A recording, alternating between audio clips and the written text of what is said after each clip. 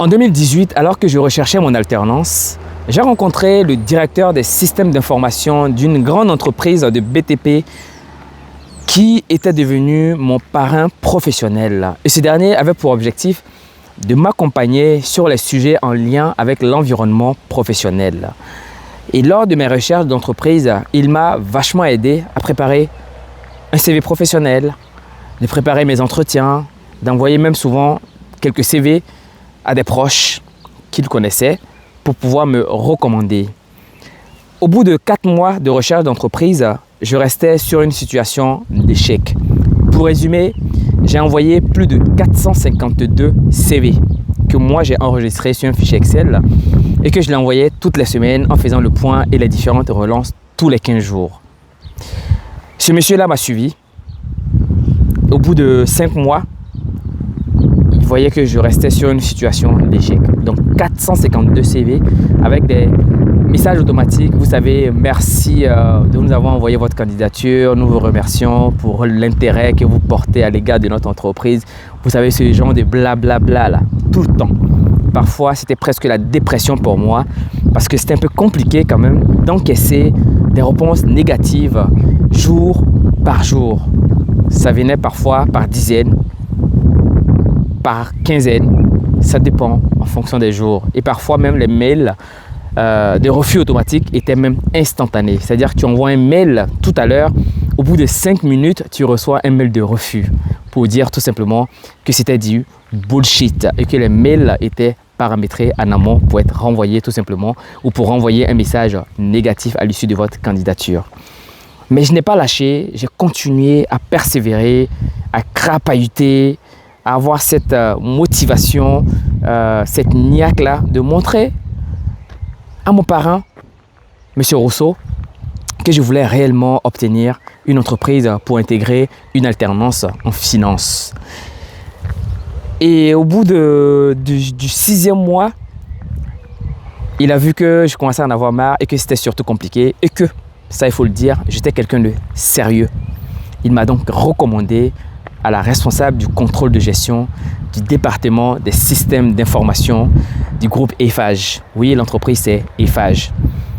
Et donc, j'ai réalisé mon entretien avec la responsable du contrôle de gestion, avec qui l'entretien s'est superment bien passé et finalement, j'ai pu intégrer le poste qui venait d'être créé d'alternant en contrôle de gestion. J'ai passé 2 belles années chez Eiffage Systèmes d'information en tant qu'alternant contrôleur de gestion.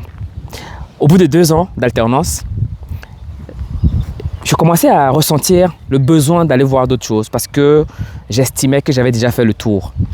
Et donc, j'ai sollicité mon parrain qui était le CIO du département des systèmes d'information. CIO, ça veut dire le Chief Informatic Officer. Donc, ça veut dire que le directeur des systèmes d'informaticiens qui, auparavant, aurait tout simplement pu me faire le piston, mais il m'a laissé galérer, crapahuter, voir la personne qui était chèque.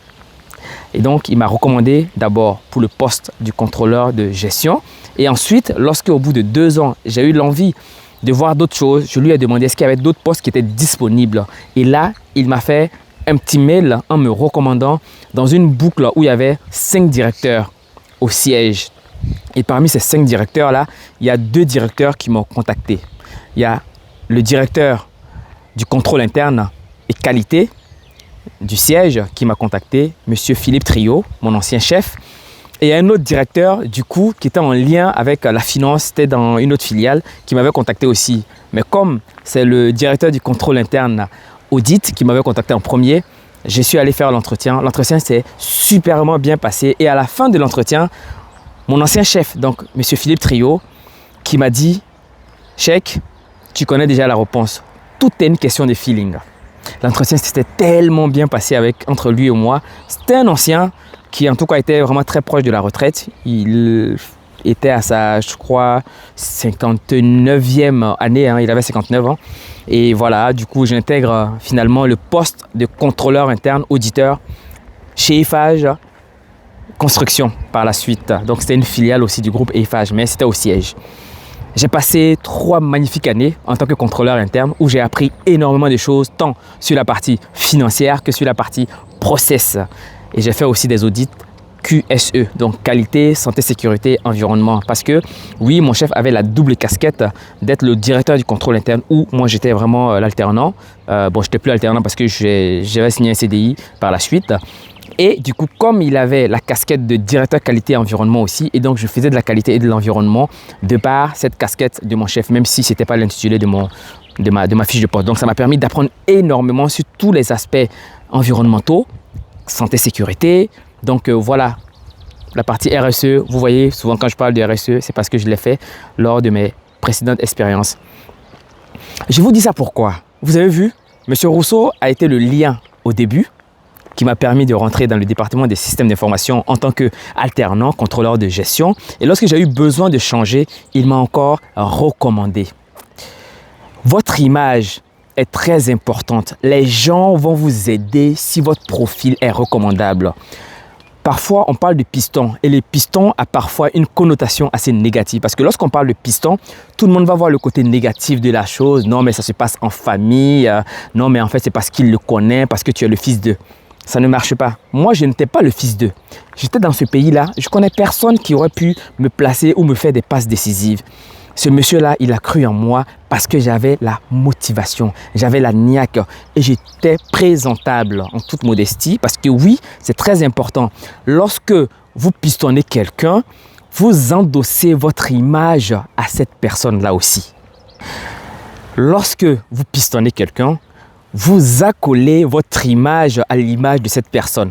Et donc, si les choses ne fonctionnent pas bien ou que si la personne fait des conneries, vous qui l'avez pistonné à votre entourage, aux personnes qui vous font confiance, n'auront même plus confiance en vous et vous allez potentiellement fermer des opportunités à d'autres personnes que cette dernière va pouvoir recommander. Alors, le piston n'est pas gratuit. Alors certes, il y en a qui font parce qu'ils sont fils d'eux et puis voilà. Mais la plupart des gens font du pistonnage parce qu'ils ont confiance en vous. Alors, soyez des gens recommandables. Soyez des gens à qui on peut faire confiance. Soyez des gens qu'on pourrait pistonner. Parce que beaucoup de personnes, malheureusement, ne sont pas recommandables.